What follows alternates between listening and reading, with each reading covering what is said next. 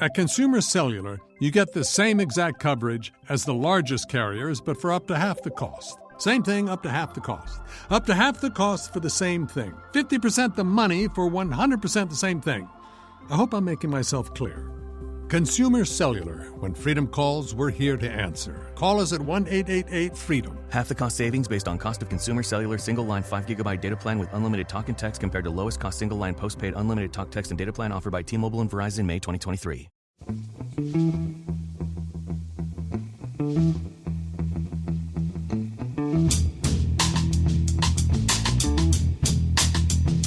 Hello and welcome to The Price of Football, the show that looks at the money behind the beautiful game with me, Kevin Day, and Liverpool University's Kieran Maguire. How are you, Kieran? I'm in the COVID bus at present, but should be clear pretty soon. It's just a pain in the butt. You know, we're tough, Kevin, because we both had man flu during our life, Indeed. and we're well prepared for such eventualities. But the worst thing is having to miss Brighton versus Norwich, and the best thing is being able to miss Brighton versus Norwich. Yeah, I'm a bit ahead of you, so I'm about to ring the bell at the request stop to get off the COVID bus, basically. And hopefully we'll both be well and happy because we're recording a day early this week because we've got a proper game to go to tomorrow, Kieran. We're treating ourselves to the Papa John's final. That's right. Yeah, well, Sutton United is your neck of the woods, really, isn't it? It's very close to us, yeah. I'm really pleased. It's great news for them. Yeah, look forward to that. Really look forward to that, yes. Unless, of course, my Gauleiter son, Ed, allows me out of the house. It's 15 days, Ed. Even by the old metric, we're fine. It's not 15 days, actually. It's 10, because then people who went to the live show might be really worried that we were super spreading. We weren't. It was several days after that Kieran and I both tested positive on the same day, which is not a good sign. We are definitely spending too much time together, even remotely. Yes. It's a question. Are we doing a pod here, Kieran? We are, aren't we? Yes, we are. Oh, yes. Yeah, we're just basically passing the time until 3 o'clock so we can go and listen to the football. And you've done that thing that I don't approve of, Kieran, because you've decided not to go to Norwich Brighton, as you said, but you've done something, Kieran, that I can't say I approve of, putting £1 on Norwich to win. This is referred to in technical terms as an emotional hedge. You had me worried then, Kieran, because I know what it's referred to in technical terms, and we really wouldn't be winning the BAFTA if you use that expression. That's right. Yes. So Norwich is 7-1 to beat Brighton. So whilst neither of us are big gamblers, as when I have spoken to professional gamblers, they said always look for value. Well, for a side that has scored once in 6 games, which is Brighton Hove Albion, to have opponents who are 7-1 to beat them, seems to me like value. It does seem. And I hope I'm wrong. Well, that's the accountant in you talking, Kieran.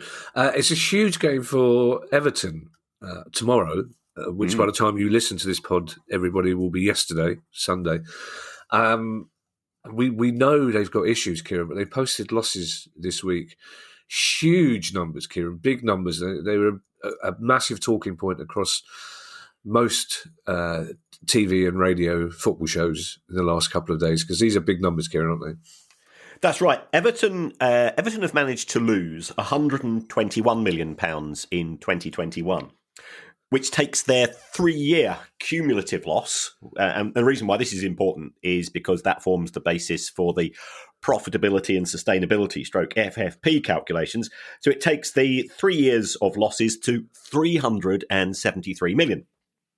And people might be saying to themselves, hold on, I thought the rules were there to stop clubs making crazy losses, and weren't there limits? And the limit is 105 million. So you might be saying, well, hold on, if you're only allowed to lose 105 and you've lost 373, surely something a bit strange is going on.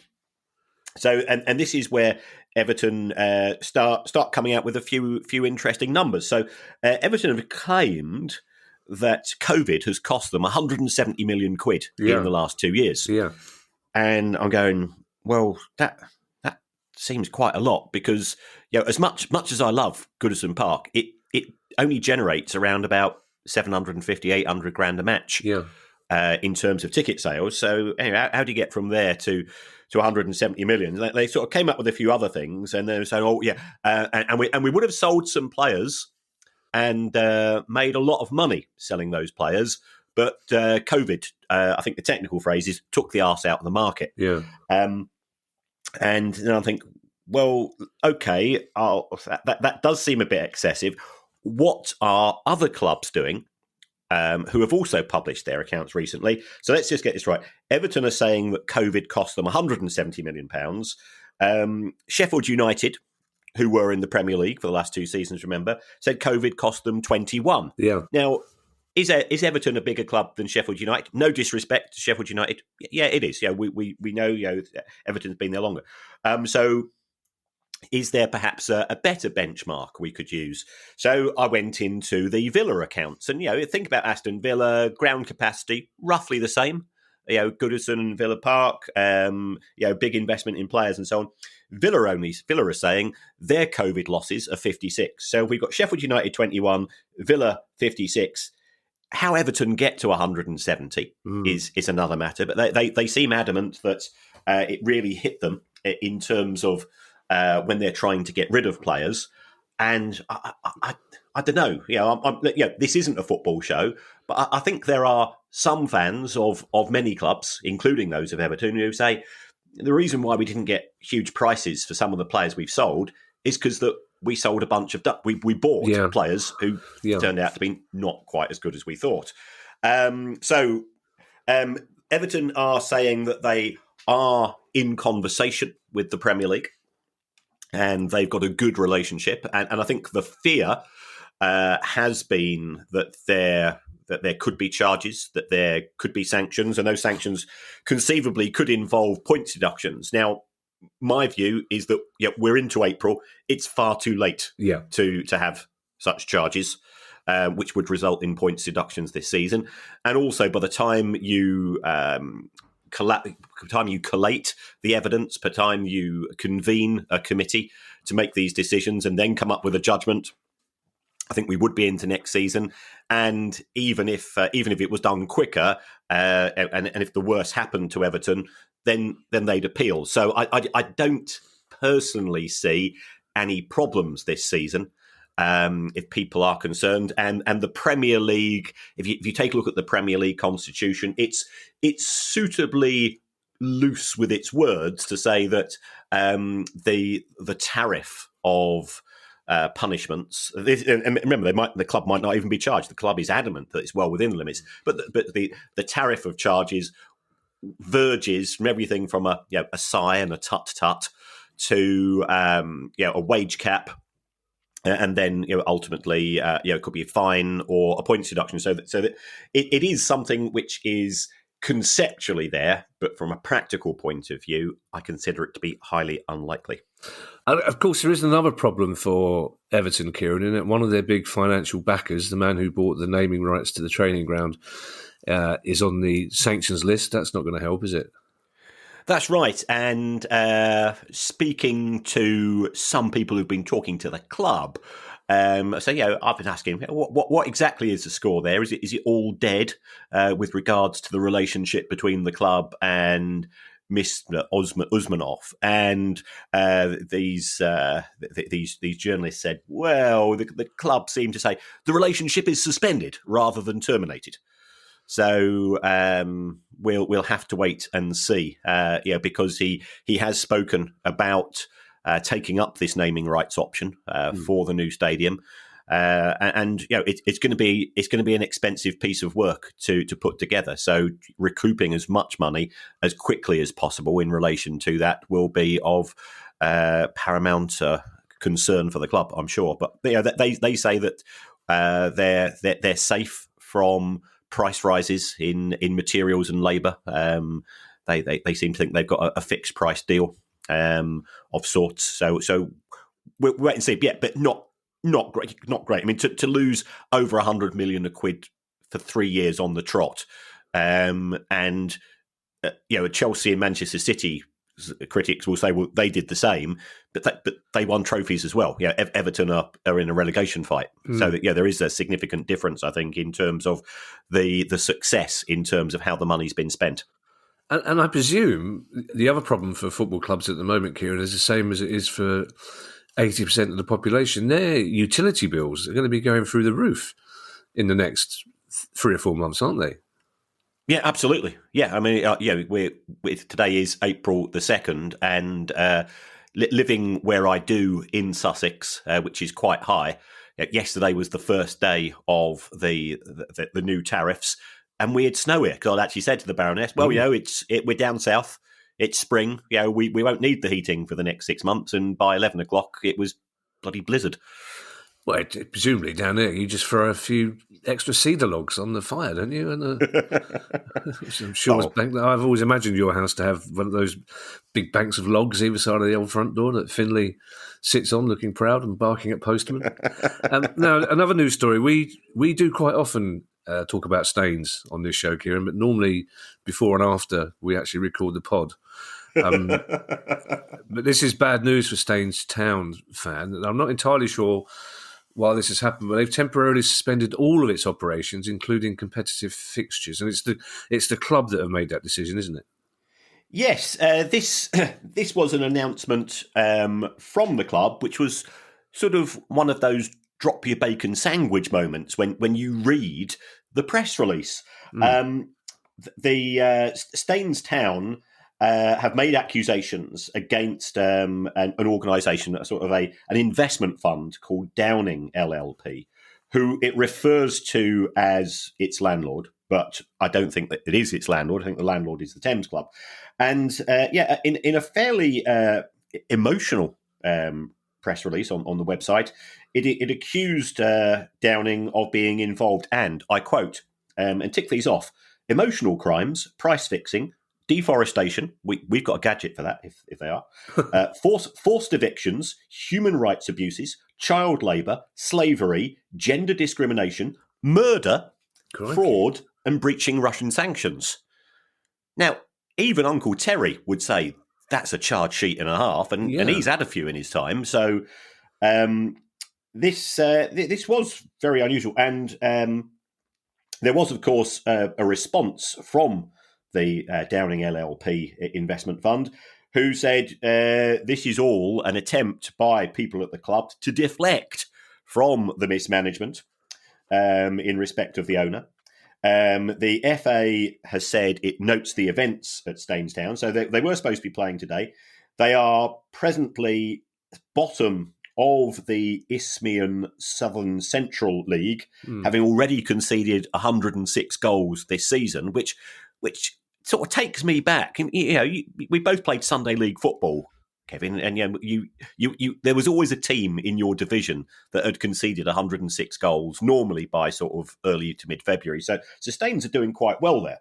And they have had a poor season. The club is losing money, and it's been dependent upon directors' loans. It doesn't own the ground. I think there's been an ongoing issue with regards to the playing facilities for some time. I must admit, I was so intrigued by this story. I've not really done much of the backstory research as date, but it's an incredible piece. Yeah, and the fact that a club in stage 6, stage 7, step 7 of football is coming out with this, and of course then it becomes viral on Twitter, and people are just going, "What on earth is going on?"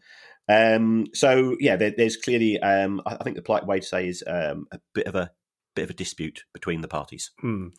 I would make a joke at this point, Kieran, and say that my Sunday League team, Venn Street, was one of those teams that conceded a lot of goals, but the two centre-backs of that team still listen to this pod, and they would be furious because they prided themselves on the tightness of the defence. They will tell you it was up front we had problems. I still haven't got the heart to tell one of them that the only reason he was captain is because his mum had the biggest washing machine, but there you go. Two issues. Sorry, Roy. Two issues on this, Kieran. First of all, you said you didn't think Downing were the technical landlords. Did I hear that right? That's right. I think certainly as far as Downing are concerned, they don't believe themselves to be landlord. There is somebody called Thames Club, and I think Downing sort of were involved in some, in some method of linking the landlord to the tenant. It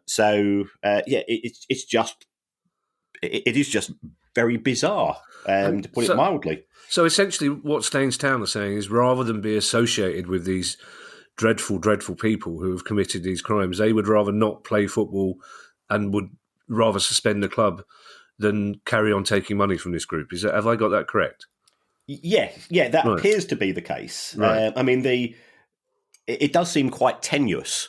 If you've got evidence of things of, these are very serious allegations, you would think that they would take them to the appropriate authorities and back them up with evidence, as opposed to stop playing football matches, which just seems to be a bit of an inconsistency. I'm not quite sure, why, of the logic of the link in the actions of Staines Town, if they can evidence these accusations. Well, this is obviously a story we'll keep following, but you would imagine that their first port of call would be the police, and then the second call would be the FA. But we'll see how that goes. It is questions time. It's questions time actually, Kieran, because it's questions day, and we've done news stories. And our first question comes from Ian Blackerby.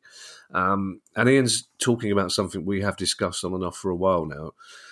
Ian says, following up on your coverage of the QPR training ground bond issue last year, you'll remember, Kieran, at our live show 2 weeks ago, we heard from Wimbledon, their financial controller, about their bond scheme. It was very interesting. But Ian Blackley wants you to shed some light on the status of the shares that were issued when Chris Wright floated the club on the AIM market back in the 96-97 season. Ian says, I was still getting annual reports for my shares in the mail until a few years ago, but nothing more recently. Were the shares simply watered down over time to a tiny fraction of their original value, or is the position worse than that? Right. Again, going into the backstory for people not familiar with this, Chris Wright is perhaps more famous for being the head of Chrysalis Records, which was a very successful record label, and he had the idea of merging Queen's Park Rangers with Wasps Rugby Club. Yeah, and he did this by setting up both clubs as subsidiaries of a company called Loftus Road PLC, and he even floated that on the stock exchange, AIM, the alternative investment market, as Ian refers to. And I think it's fair to say that the finances of Loftus Road PLC weren't great.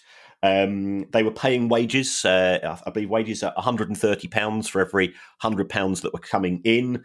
So you're making substantial losses, and probably to nobody's great surprise, Loftus Road PLC went into administration in 2001. Now, when a company goes into administration, it stops producing accounts. Right. So this might be why Ian's not received any accounts. And then a new company was set up, which bought the assets of Loftus Road PLC, and the shareholders of that company will now receive annual reports. But from Ian's point of view, he will not be a shareholder. So what will have happened is that Loftus Road PLC would have gone into administration, then it would have gone into liquidation, and there would have been a payout for anybody who had anything left as far as the queue was concerned. And the way that the queue works is that if you've got any mortgage holders, they get their money first. The administrators, they get their money even before first. Then the money goes to the unsecured creditors. And if there is a full dividend to those people, then money would have gone to the shareholders of Loftus Road PLC. Now, it looks as if, and gathering from the losses that were made, that there would have been nothing available for shareholders. So I think it's fair to say that if Ian does have shares in Loftus Road PLC, those shares are worthless. Right. Now, our next question, Kieran, comes from Paul Anderson. And Paul Anderson is a Brighton fan. I've kept the question in, Kieran, as an illustration of the fact that I'm a big man.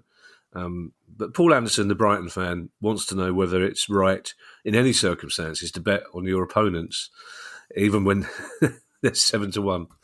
Paul Anderson says, when Brighton first went into lockdown and fans couldn't return, clubs and supporters did all sorts of things with season ticket money that had already been paid. At Brighton, and I suspect other Premier League clubs, we were able to put our money into the Albion as One fund, which I think players also donated some money to after criticism of footballers for not funding the NHS. Again, something we spoke about very recently, Matt Hancock throwing that dead cat onto the table. Paul says, I don't think the money went into a charitable organisation. It was administered by the club. Whilst I am totally confident that Brighton did the right thing, are you, Paul? Are you? They're totally confident that Brighton did the right thing with the money. Will there be any openness about how much went into the fund, where it came from, and how it was spent? And is that something that will be in the club's accounts?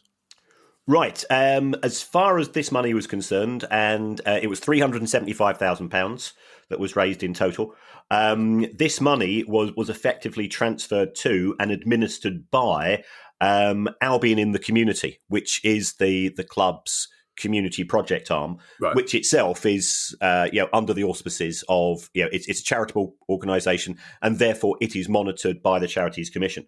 So that's the foundation, basically. That's the foundation. Yeah. Okay. Got it. So all of that money can be linked to individual projects, and if Paul goes to onto the website, there will be a list of the organisations. They were there was some interesting ones. There was Chomp, which was a local food charity. And the club and the foundation, they were getting lots of people saying, well, we've got a good idea, we've got and the trouble is you've got lots of people who are saying, we've got, my mate's doing this, that and the other. You've got to go through due process because the Charities Commission does monitor things. Of course. So there were things such as, I know this was quite big in Brighton, there was cabs for jabs, because when the vaccination scheme started, there were elderly people, there were people who had other issues who couldn't get to the vaccination centres. Yeah. So what they did was that they funded taxis to go to the houses of people who were sheltering, vulnerable, old, unable to travel, using other means, didn't have the resources to do so, and they took them to the vaccination centres, and they took them back. So this was good. A, it increased the number of people getting vaccinated. B, taxi drivers didn't have any money during lockdown. Yeah, of course. So there were some quite innovative schemes involved. But if Paul does go to the club website, it is all laid out as to all of the different bodies to whom money was donated and distributed.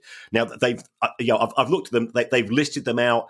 They've not put the numbers for individual charities, and this is simply to stop people say, well, my charity got 10 grand. Why did yours get 15? The important thing was that a value decision was made at the time by the trustees, and the money all has been distributed. So it won't go through the club accounts because it went into effectively a separate bank account. The money was transferred, and then it went into the foundation arm. The other good thing about things like cabs for jabs is that for a lot of old people, that taxi driver would be the first person they'd spoken to for quite some time. Yeah, as well, which is or more likely listen to, it's probably both of them sitting in the cab and go, for the love of God, will you shut up?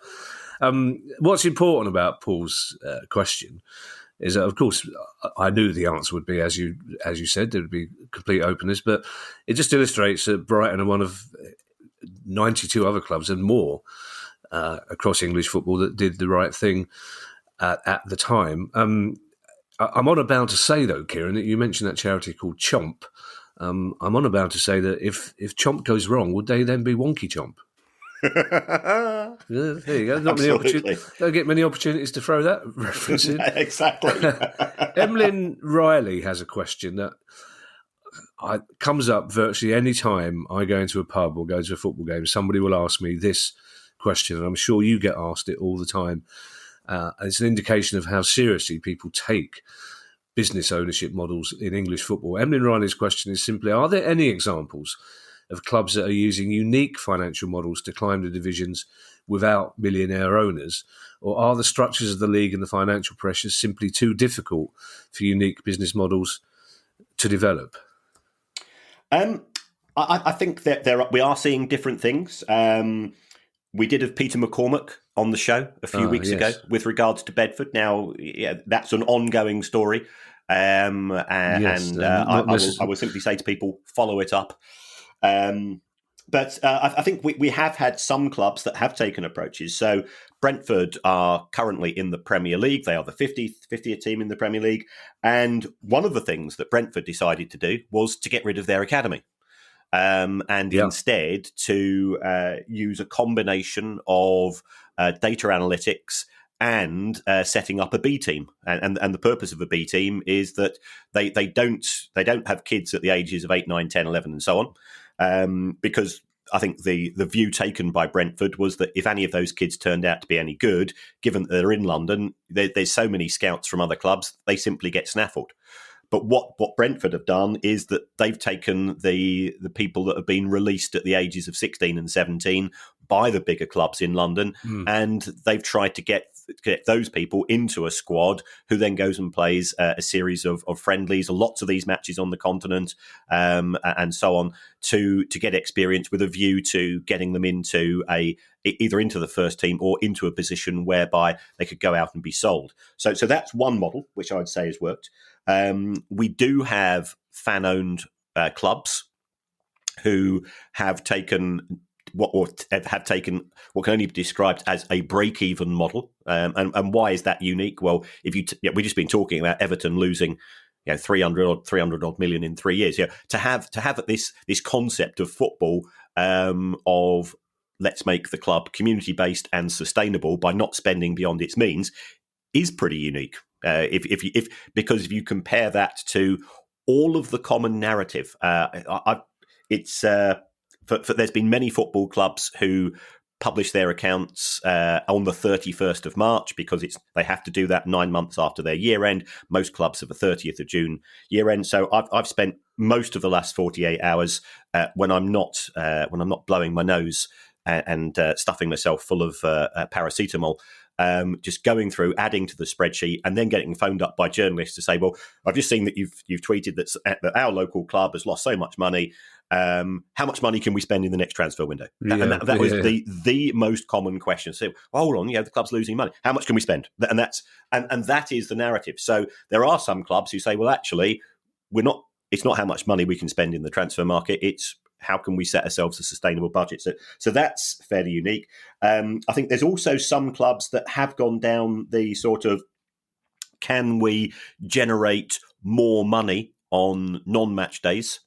We've historically we've done Bolton with the hotel at Bolton. Yeah. I know at Tranmere they're sort of trying to develop sort of fan areas which are open on 7 days a week, and so on, and building up relationships as a community club and so on. So that there are different models from the sort of the traditional ones, but are they in the Premier League? Well, Brentford are, but it's tough.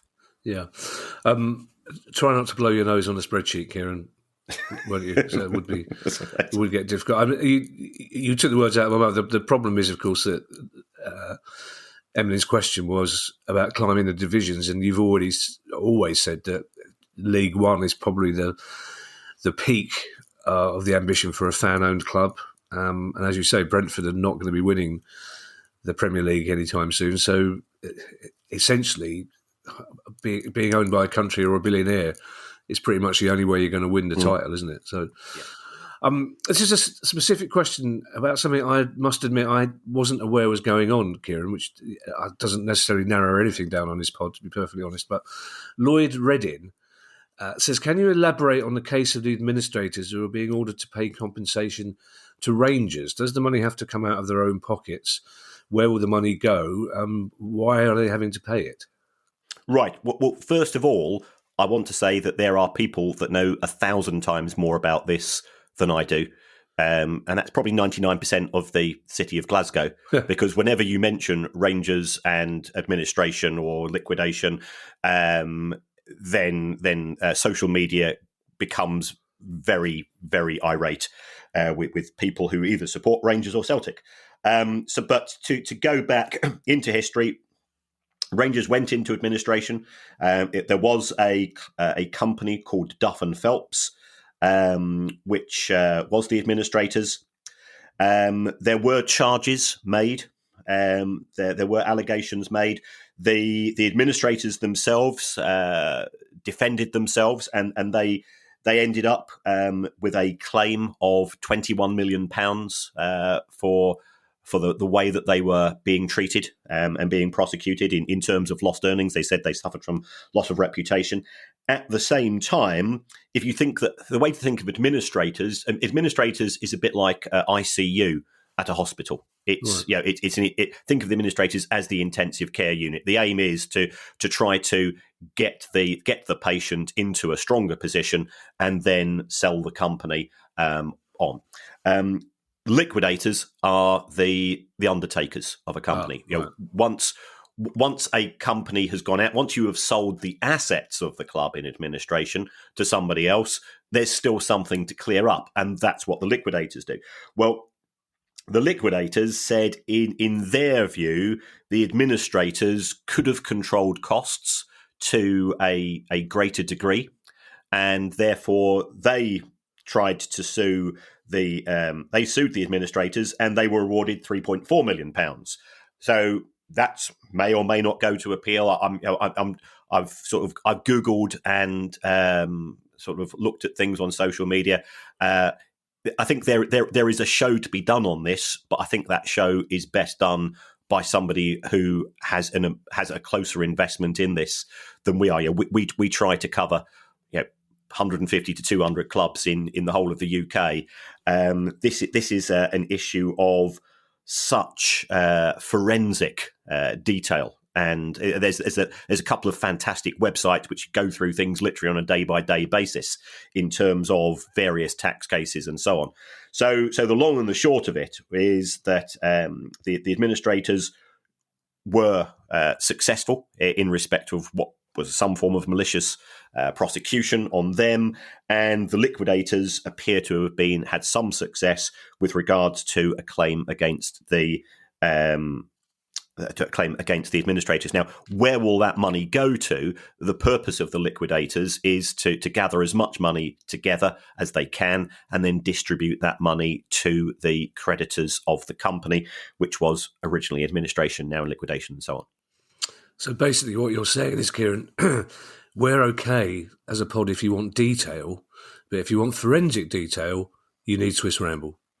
Yeah, absolutely. Yeah, fair enough. I accept that. I'm quite pleased that we do detail. Excuse me. Quentin Solden as a question. There's another question that people ask, often slightly cynically. Quentin says, how can the new owners of Newcastle, or any club for that matter, get around splashing lavish amounts of cash on an improved squad without contravening FFP rules? Okay. As we know, Mike Ashley, not the most popular man in the Northeast, as far as Newcastle fans are concerned. The accusations that were made at him was that he didn't invest in the club. He certainly spent very little on infrastructure. The spending in terms of transfers was modest. And therefore, based on my calculations, Newcastle had a financial fair play profit of around about £100 million when the club was sold to PIF. Now, as we've established earlier today, you're allowed to lose £105 million. So this means that the new owners have wiggle room. You can go from plus 100 to minus 105. So that allows you to spend a lot of money in the transfer market. And remember, thanks to our friend amortization, if you sign a player for £50 million on a 5-year contract, then the cost for FFP purposes is 50 million divided by 5. It's only 10 million a year. So this is why Newcastle have, in theory, and I think a few of us, including Swiss Ramble, have done some calculations on this. Could Newcastle spend £500 or £600 million in the transfer market and stay within the limits of FFP? The answer would appear to be yes. And this is the paradox. Part of that is thanks to Mike Ashley, because he actually left the club with an inheritance, in the sense that it allowing the new owners to spend significant sums.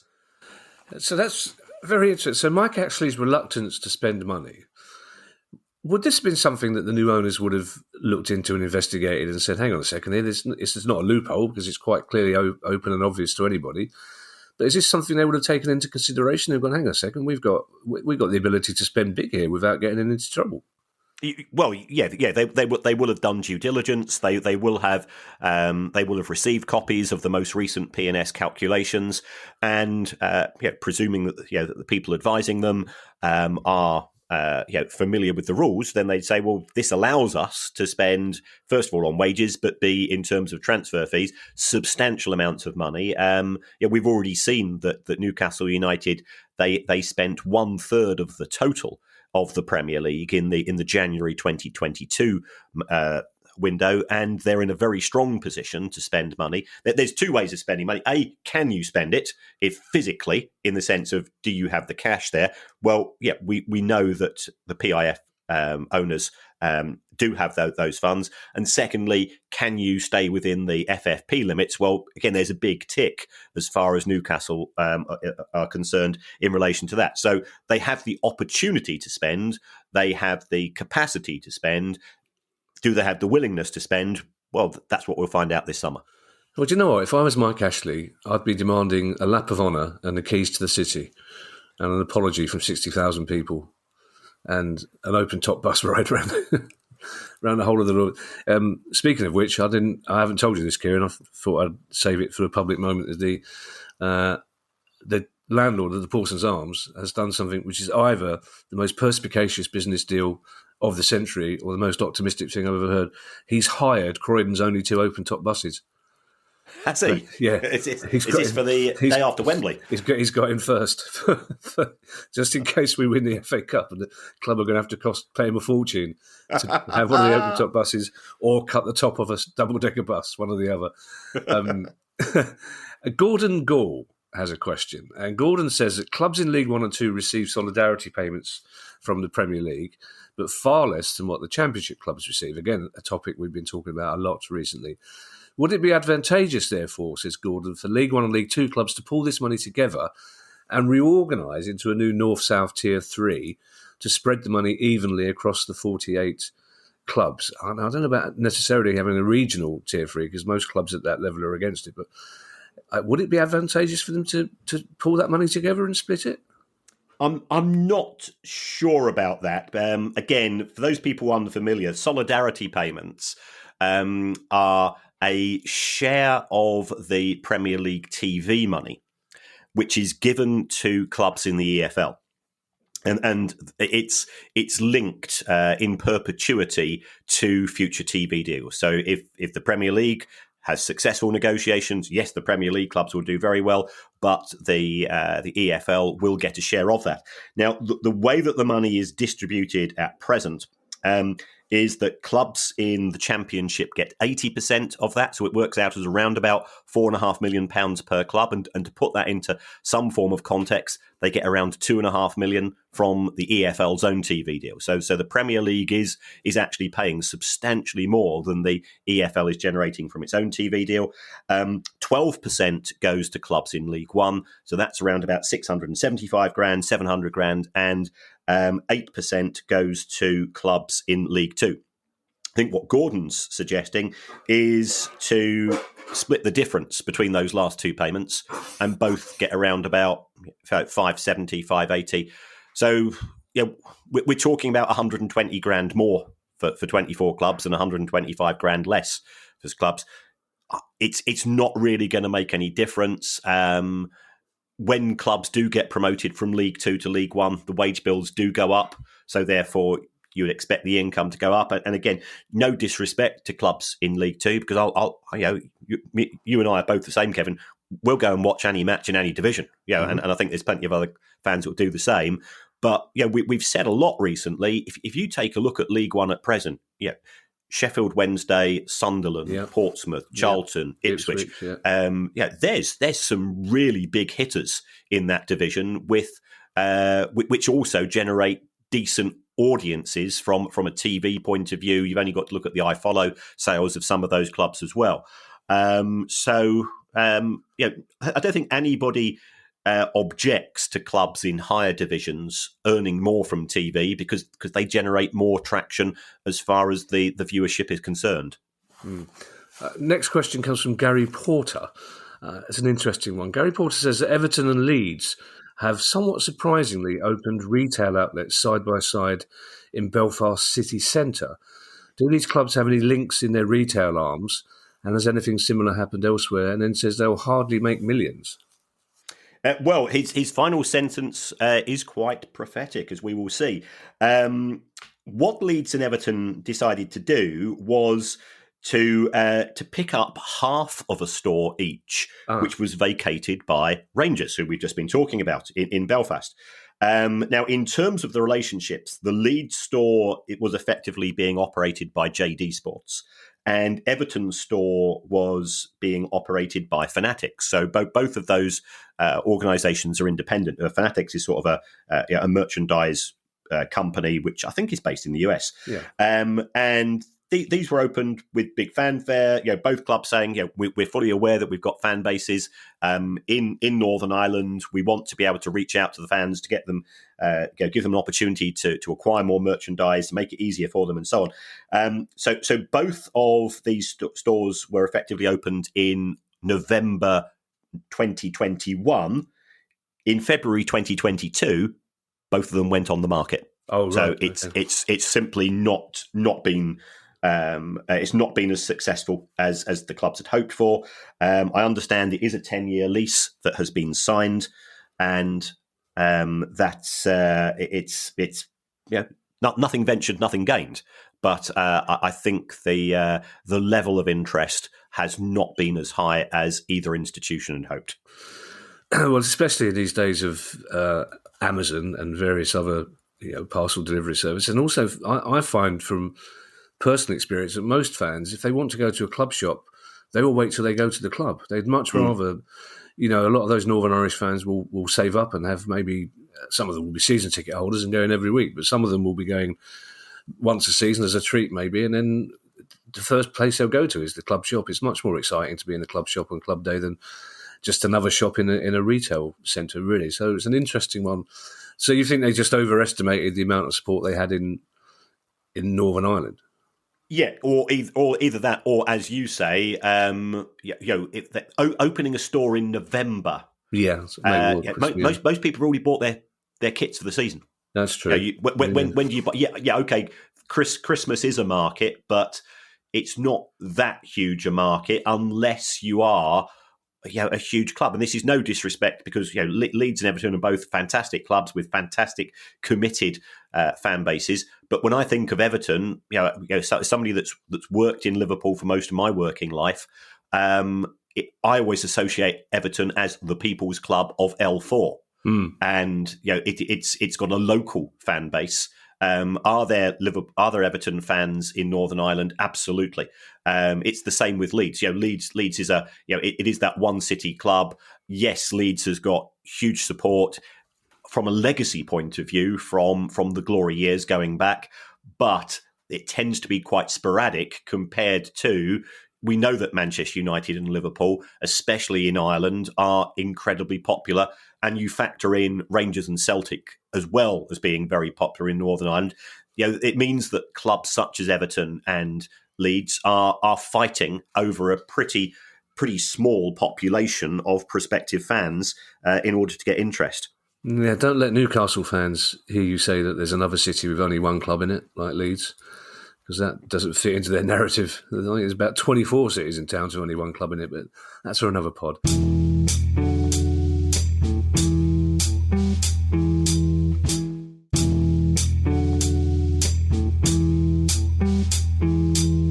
Patrick Fullerton says, you've spoken in the past about multiple club ownership models like Man City's, and also how players can typically get an increased wage when they move for a free transfer. Could you, in theory, purchase a lower league or cheap foreign team with the idea of snapping up top players on free transfers on the grounds of then having complete control over their loan deals, allowing them to decide where they want to go and how long for? I think this is one of these things which looks good in theory, But why would a player, even a player on a Bosman, want to go to a second or third tier team in Belgium and then not know where they're going to be playing for the next 12 months because they're going to be stuck out on loan? So from a financial point of view, from a theoretical point of view, it looks okay, and I think it would work really well perhaps on Football Manager. But if I was a football player and I was a good football player who'd stuck out, we've got the likes of Paul Pogba, awaiting his contract to expire at Manchester United this summer. Well, Paul Pogba wants degree of certainty. He's still only 28. Yeah. He will want a 5-year contract. And also, I suspect he will want to live in a city such as Madrid or Paris or London or Turin, as opposed to going to a lower tier club and then be loaned out purely to make money for another club. The great thing from Paul Pogba's point of view and for Kylian Mbappe's point of view is that they are very much in control of their destiny. And in terms of Patrick's suggestion, that control would effectively be passed back to another club. Now, at the live show, Kieran, 10 days ago now, doesn't time fly? We had 250 people, and I think 230 of them probably put questions into our bucket. Yes. That makes it sound slightly less glamorous than it was. It wasn't. It was a modified bucket, let's put it that way. But to placate the angry crowds, Kieran, we had to say that we would ask some of these questions on future pods, which is what we intend to do. So the final questions on this week's show come from people who put questions in the bucket, and we didn't get round to them. And the first one is Chris Green. And this probably would have been a nicer question to ask you to your face, Kieran. Yes, I wonder why. I'm guessing. I think Chris sounds like the sort of bloke who would have marched up the front to do so as well. Chris says, given the altruistic nature of Port Vale's owners to bring success and growth to the community via football, which is something we talked about just a couple of pods back, is there any real enjoyment, Kieran? Is there any real enjoyment to be had from the achievements of the likes of Brentford and Brighton and Stoke, given their reliance on gambling for financial backing? I think it's an interesting question from Chris. I started supporting Brighton in the 1970s.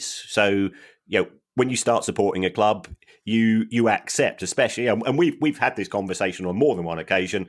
It's a lifelong commitment, and you take the slings and arrows. So, I've had all 4 divisions. I've done 117 grounds. Watching us normally be pretty rubbish, but that's never been the point. The enjoyment from the achievements, because I like you. We've done the marches, we've done the petitions, we've done the pleading. We've even had a song in the top 20 as part of our campaign to get us a new ground. And would that have been achieved without the wealth of Tony Bloom? I don't know. It's a simple answer. I think there were attempts to put money together. We were the first to admit that our owner has funded the club with huge amounts of generosity.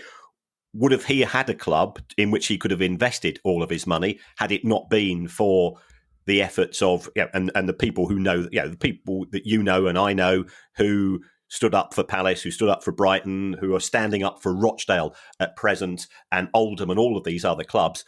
No, he wouldn't. So it's a collaborative effort. Yes, there are people of incredible generosity, such as the Coates family, Matthew Benham, Tony Bloom, who have made money from the gambling industry. Absolutely. But is it once you start to go into the depths of individual clubs and trying to find out where their owners made their money from, is it any better that your owner was a hedge fund manager or a petrochemicals superstar or whatever, as opposed to gambling? That's I think down to people's own moral judgments. We've already spoken. I've placed a bet on today's match. Sure. Now I'm not opposed to gambling. Yeah. I'm not very keen on the excesses of the way that the gambling industry operates, and some of its business practices I consider to be very reprehensible, and that's why we've had people on the club, people on the show to articulate that, and that's also why we've turned money down. as far as this show is concerned, both from sponsorship and opportunities to buy out the show. It's just that where you as an individual decide to put your line in the sand is down to you. I don't support Brighton Hove Albion because we're in the Premier League and we've got a nice fluffy stadium. I do it because it's my life, same as yours. Yeah, how well I remember that weekend when we were offered a huge amount of money by a gambling site to sponsor us, and how we discussed it, and how bitterly I resented the fact that I was outvoted 2-1. Because I would have taken it, Kieran.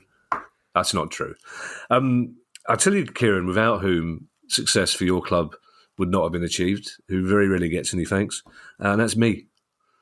Yes. Yeah. Well, no. The reason why I was so keen to approach you to come on this show, for people that don't remember or aren't familiar, when Brighton were on life support, we were doing all types of things to try to raise money. And I remember Kevin, as a Palace fan, doing a gig to raise money to help us to survive. And I've never forgotten that. And I'll be honest, that was one of the reasons why I was so keen to approach you to come on the show, to host the show, because I've had huge admiration for you from afar for over 2 decades. Yeah, Phil, well, thank you, Kieran. I've never forgotten it either, because you still haven't paid my train fare. No one said, I'll do it if you pay the train. Yeah, of course.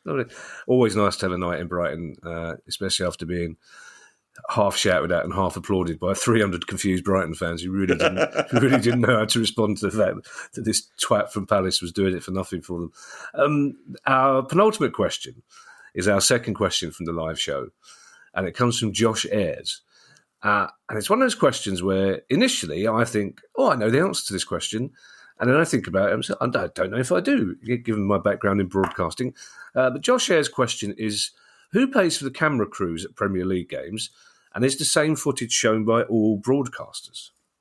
Right. I think as far as Sky is concerned, they do the vast majority of the work themselves. They will outsource perhaps some of the matches, probably at EFL level, so not so at Premier League level. Sky have paid so much money for the rights, they want complete control. So therefore, it will be their staff. They will have direct links to the to Jeff Stelling, who is great news, is carrying on. Yeah. And is the same footage shown by all broadcasters? As far as I'm aware, it is. It's the director or producer at each ground is making those cuts, making those decisions. And remember, these matches are going out live. Whilst we only get 200 out of the 380 matches shown live on satellite television here in the UK.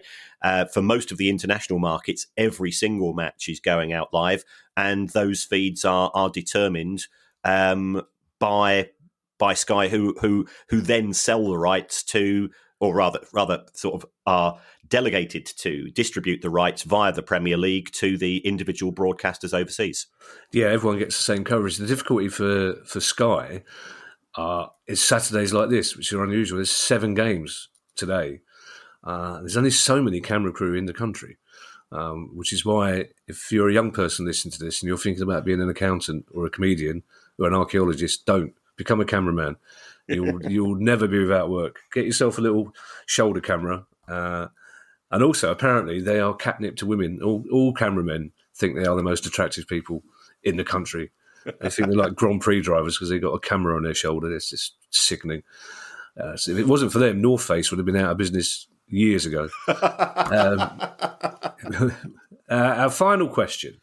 Now, this is an interesting one because we've talked about this quite a lot recently, especially since we had Millwall's chief executive on the show, talking about a Premier League 2, or at the very least branding the Championship as a Premier League 2. And Dale Savage asks, is there really commercial value in a Premier League 2 apart from being free of the EFL?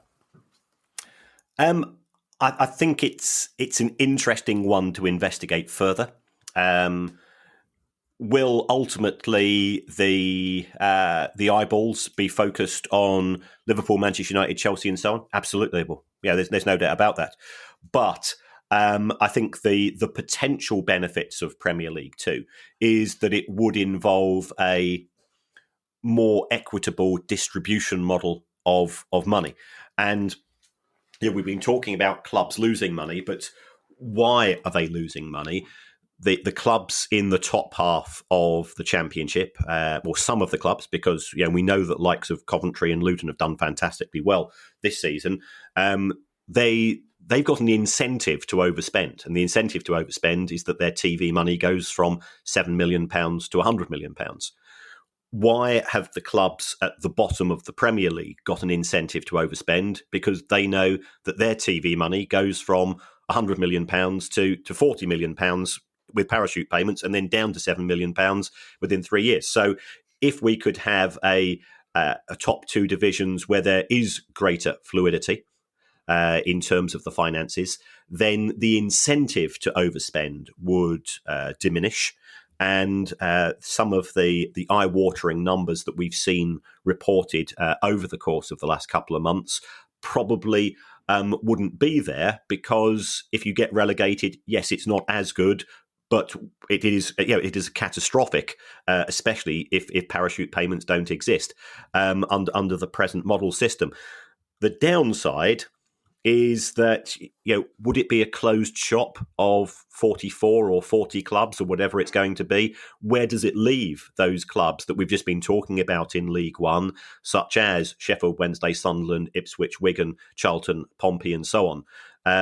Because if all of the money's concentrated in the top two divisions, then the big cliff edge starts between the bottom of PL2 and the start of what is presently League One. So I've spent ridiculous numbers of hours spreadsheeting, advising people who I can't mention about how if we did this, what are the implications? There is no one system that works. That's unfortunately the answer. Thank you to everyone who's made a donation to the pod via our Patreon site. If you'd like to join them, make a small monthly contribution to the pod. That was almost an unfortunate spoonerism. A small monthly contribution to the pod.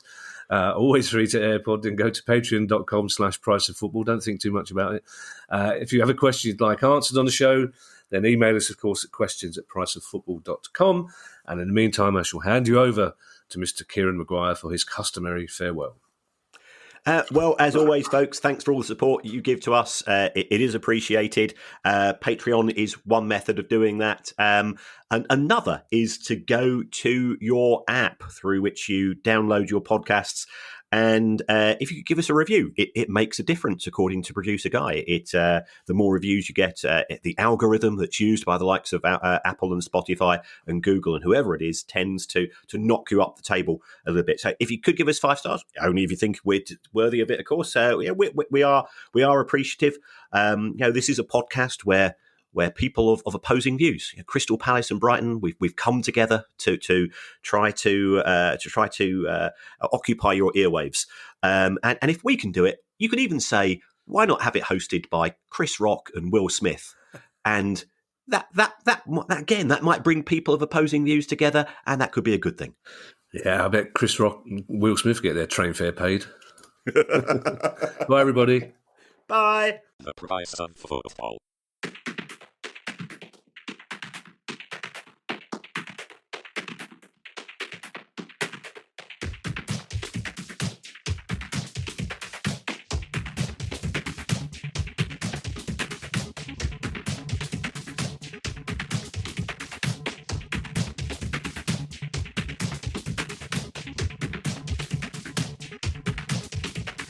The price of football.